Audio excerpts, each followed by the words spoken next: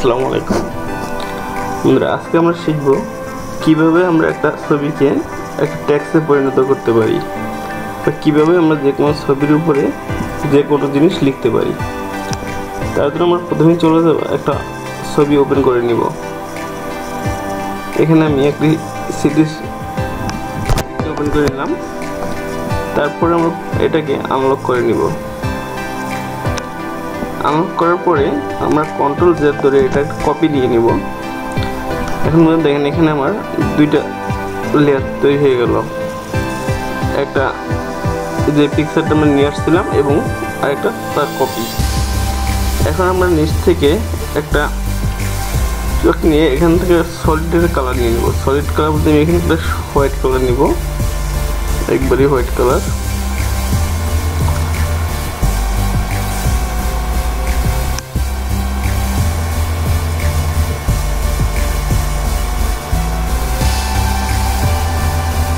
এটাকে আমি এই দুটো লেয়ারের মাঝখানে এনে ছেড়ে দেব।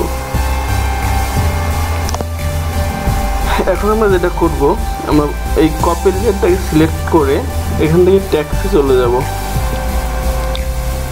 টুলবার থেকে আমরা টেক্সট টুলটাকে নিব এবং স্ক্রিনে লিখবো। আমি এখানে একটা ফন্ট ইউজ করতেছি, আপনারা আপনাদের পছন্দ মতো যে কোনো ফন্ট এখানে ইউজ করতে পারেন। এখানে টাইমস নিয়ম দিয়ে লিখব এবং সাইজটা করে দিলাম 36।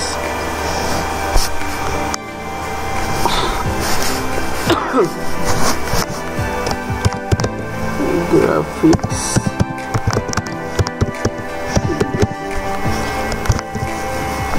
টেক্সটটাকে একটু বড় করে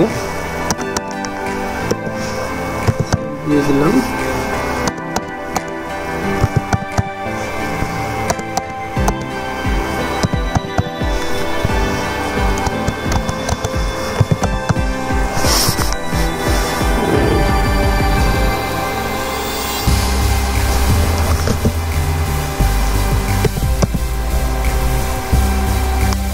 এখান থেকে আমরা রেগুলার জায়গায় আমরা বোল্ড অ্যান্ড ইতালি ব্যবহার করতে পারি, তাহলে দেখতে আরেকটু সুন্দর লাগবে, আরেকটু গর্জিয়াস লাগবে।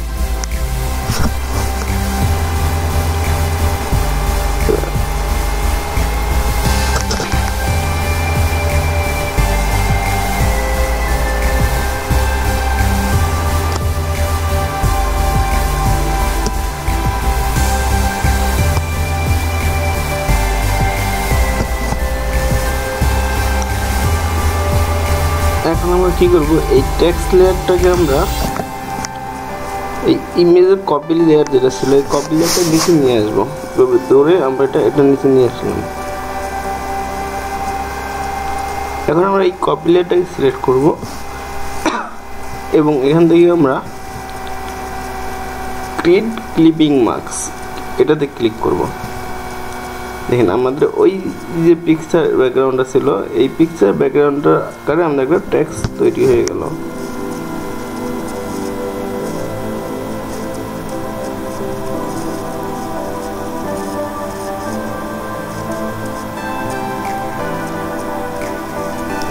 এখন আমরা এটাকে কি করতে পারি, এখানে এই যে সলিড কালারটা আমরা রাখছিলাম এই কালারটাকে আমরা চেঞ্জ করে অন্য যে কোনো একটা কালার আমরা দিয়ে দিতে পারি। এবং এখানে আইড্রপের সাহায্যে যেটা আপনার ভালো লাগে বা যে কালারটা আপনার পছন্দ হয় আপনি এখানে দিতে পারেন, অথবা আপনি এখান থেকে কালার দিতে পারেন, অথবা আপনি এখানে কালার লাইব্রেরি আছে, কালার লাইব্রেরি থেকে আপনি কালার দিতে পারেন।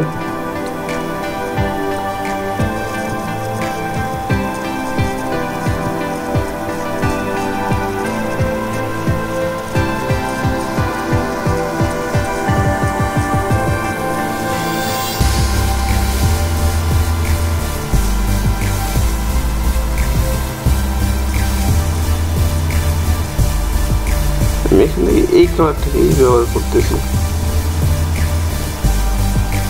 ওকে, এরপরে আমরা এটাকে সেভ করে দিলাম।